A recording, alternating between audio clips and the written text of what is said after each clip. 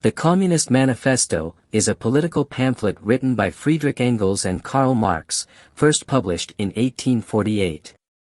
The book is a call to action for the working class to overthrow the capitalist system and establish a socialist society. Engels and Marx begin by arguing that the history of human societies is the history of class struggles. They contend that throughout history, societies have been divided into classes based on their relationship to the means of production, land, tools, machinery, etc. They argue that the ruling class, the bourgeoisie, has always exploited the working class, the proletariat, to maintain its own power and wealth. Engels and Marx argue that the capitalist system is the most recent manifestation of this class struggle.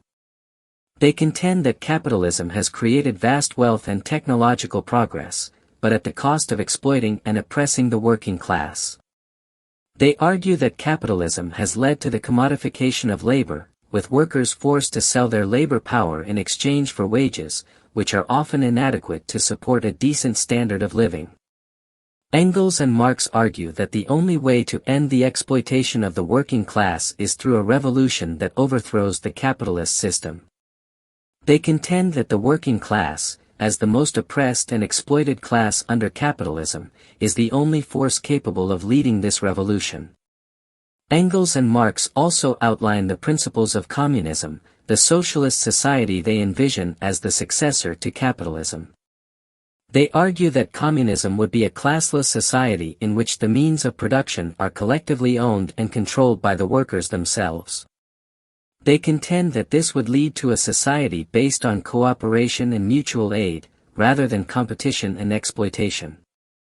Engels and Marx conclude the book with a call to action for the working class to unite and fight for its own liberation.